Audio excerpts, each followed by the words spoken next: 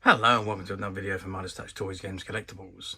And today we are looking at the 2006 release by Toy Brokers from their Doctor Who series of board games. And this particular one we are looking at today is an electronic board game which has an electronic revolving game board. And this is the box that it comes in. So this is the front of the box, and you can see at the front you've got David Tennant as the 10th Doctor. You've got Cyberman and you've got the Daleks behind him. And it says Doctor Who with a Doctor Who logo. It's got the time travelling action game with revolving electronic game board. And in the bottom right hand corner you've got the Toy Brokers logo and their web information. Okay, so that is the front of the box, and not a lot else to see on the front. Let's turn the box over and have a look at what we got on the back. Okay, so that is a lot more exciting. So the back of the box shows you the game board with the TARDIS lit up, and it says sound and light effect TARDIS unique electronic revolving game board. So it says Doctor Who the time travelling action game. Contents: one electronic revolving game board, requires 3 AA batteries not supplied. One TARDIS model with light and sound effect. One pack of game cards. 6 Doctor playing pieces. 72 energy tokens. 1 spinner and 1 leaflet, which is obviously instructions. And it says there are many alien life forms roaming the stars, plotting and scheming to alter and control the course of time. You are the Doctor, travelling through time and space in your quest to defeat these forces of evil and save the universe from harm. Slot the TARDIS with its own light and sound effects into the middle of this unique electronic revolving game board, and you're ready to start your journey through time. In this fast-paced and exciting board game, be the first to locate and defeat 4 of the Doctor's most deadliest foes. Time, however, is unstable, and there are regular shifts in the continuum. Wherever this happens, the board will rotate, and the enemies you are trying to overcome will move and appear in a new dimension. It says a must for any Doctor Who fan. And there at the bottom you've got the barcode information, you've got the warning logos, not suitable for 3 and under. Toy Brokers logo and web address, and on the bottom right hand corner you've got the BBC logo and all the copyright information.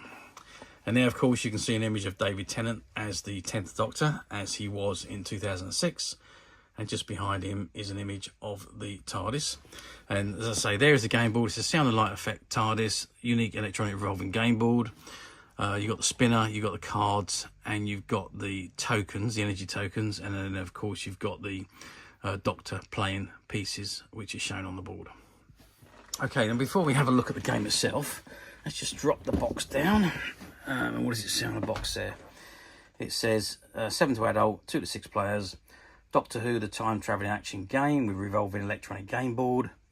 You've got an image of David Tennant and an image of the TARDIS, and the Toy Brokers logo and the copyright information on there. And if I go to the end, pretty much the same information again. It's ages 7 to adult, 2 to 6 players. Doctor Who the time travelling action game with revolving electronic game board. Toy Brokers logo, and then you've got an image of the 10th Doctor as portrayed by David Tennant way before he became the 14th Doctor. Okay, so that is the box. And what we're going to do now, as this was a former display box, it has already been opened. So let's open it up and let's have a look at the game itself. Okay, so I've opened the box and this is what we've got inside. So we've got the, obviously the gameplay instructions. We've got the spinner, the cards, the tokens, the playing pieces, the TARDIS and the game board. Now it says it requires 3 AAA batteries, so what I'm going to do is I'm going to put in some batteries and put the TARDIS together on top of the board, and let's have a look at this game ready to be played. Okay, so I've removed the contents in the box and I've put the batteries in and I've turned the game on. So there we've got the TARDIS on the board, and I've put the characters around the board. Now I've got the instructions here. We've also got the game spinner, and we've got the cards, which are all of the I think, the enemies that you're battling to defeat, and you've got a load of energy tokens. Oh, so there goes the TARDIS.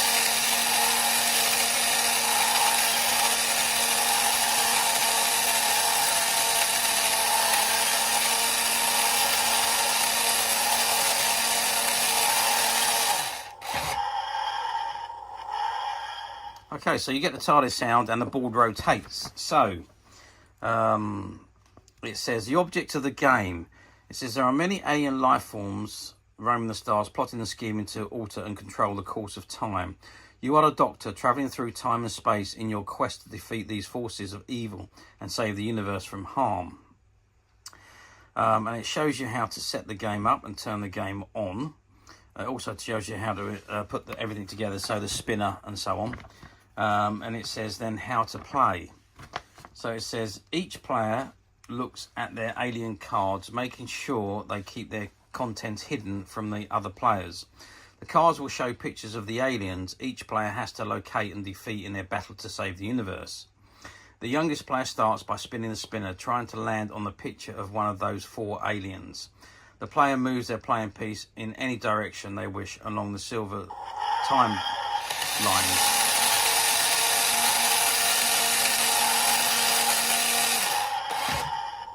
Quite noisy.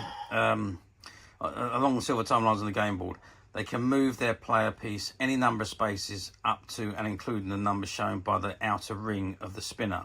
If they do not land on an alien they are looking for during that turn, play moves to the next player. Players can move in any direction they like, but are not allowed to double back on themselves in any single move. So once you've started moving one way, you've got to continue to move that way for that single move. To defeat an alien, when a player lands on the space containing the picture of one of the 4 aliens they are looking for, battle commences. The player spins the spinner and looks at the energy level shown on the inner ring of the spinner.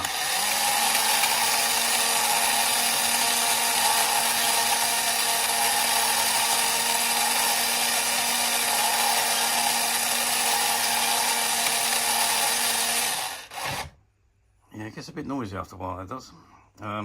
Now they look at the alien's playing card. They will see that each alien also has an energy level from 1 to 6. The player adds or subtracts the spinner energy to the energy level shown on the alien card. To defeat the alien, the player must have energy tokens equal to or greater than the new total alien energy. Example, landing on the Emperor Dalek, who has an energy level of 6. Spin the spinner and it lands on a +3. That now means you have to have at least 9 energy tokens to defeat this alien. Landing on a wardrobe monster who has an energy level of 1, spin the spinner and it lands on a -2. You have drained all of the alien's energy. You don't need any of your own to defeat it. If a player has enough energy to conquer their foe, they return the energy tokens to the energy pool. Show the card to the other players, turn it in face up on the table and take another turn. If, however, a player does not have enough energy,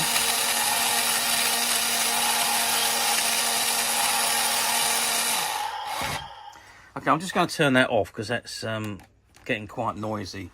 It's probably fine when you're playing the game, but when I'm trying to read, it's a little bit noisy. If a player does not have enough energy to win a battle, they simply keep the energy tokens they started with and must travel around the board trying to gain more on their next move. Play now moves to the next player. On your journey, as you journey around the board, you may land on the following squares. Time portal. If a player passes over one of these spaces during their turn, they may, if they wish, transport to any other similar time portal space on the board. The journey between time portal spaces counts as one of their spinner moves. So these are the different time spaces, and if you land on that particular square, which is a time portal, or there's a few of them around the board, then you can move from this outer ring to that ring or to that ring.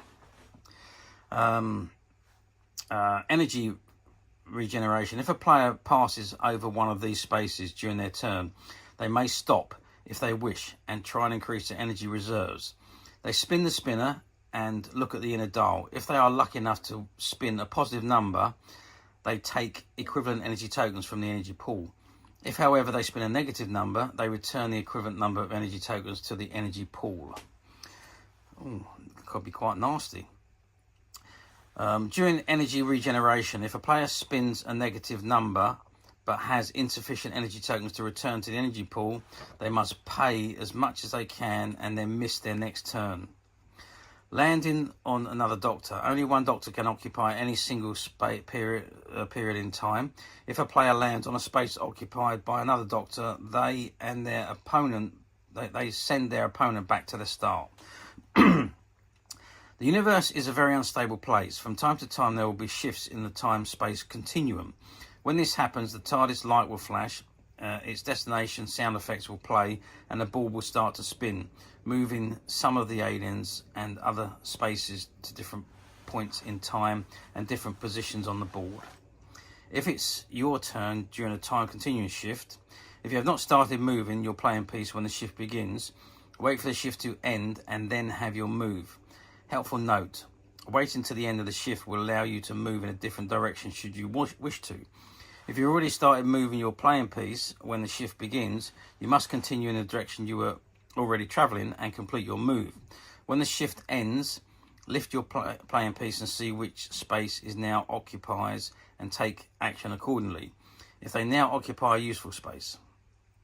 If you have started to battle an alien or have started to spin for energy and not completed the whole move, when a shift concurs, you must stop. Wait for the shift to finish and then see what square your playing piece rests on. Act accordingly to the new space your playing piece now occupies. Interesting.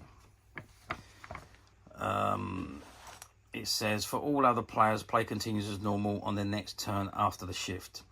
Special note, if a player amasses 10 or more energy tokens instead of moving their Doctor on their next turn, they can decide instead to give one of their alien cards to another player after returning the 10 energy tokens to the energy pool, and they give the card to the player of their choice.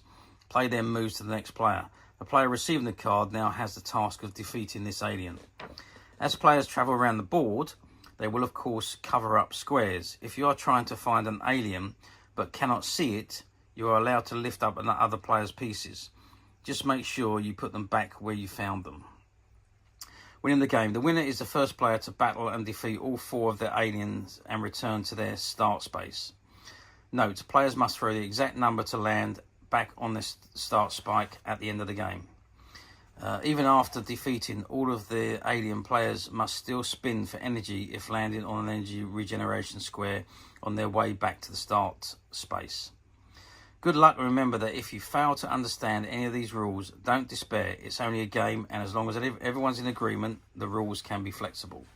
So, unlock the TARDIS door and set the controls for the future or the past. The choice is yours, and prepare to journey through time and space in your quest to rid the universe from the forces of evil.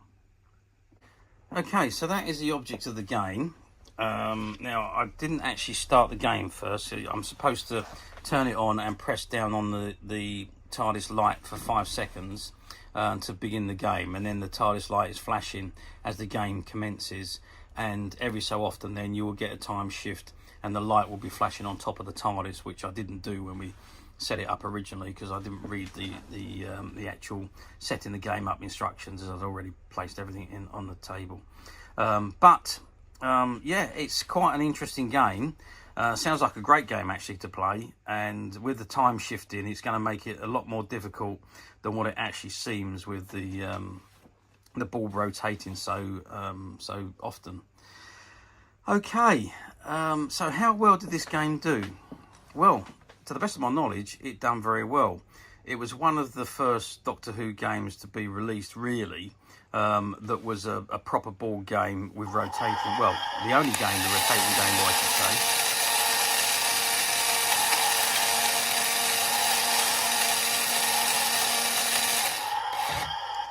And just like the game, I have to stop when the ball rotates. But But anyhow, it's it seems to be a very exciting game, and it seems to be a lot of fun. So yeah, it's something that I'd imagine flew off the shelf and did very well. I think all of them did.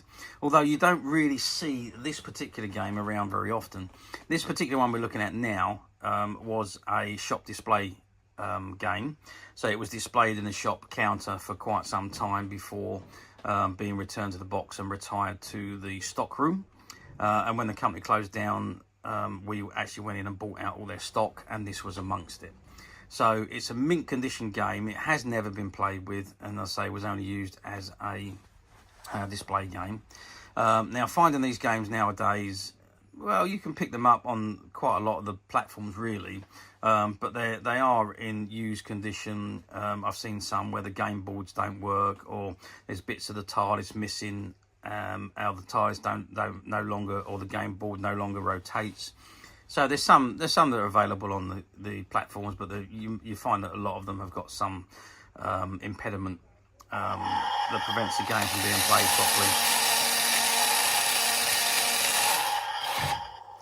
However, this particular one is in fully working condition and in mint condition, and it is, like everything else, available to purchase on the Midas Touch website, which you can get to quite simply by clicking the link below. It'll take you straight to the website, where you'll be able to find this and many other vintage Doctor Who items, and many other vintage toys, games and collectibles come to that. There's over 10,000 products currently available on the website for you to view and purchase at your leisure.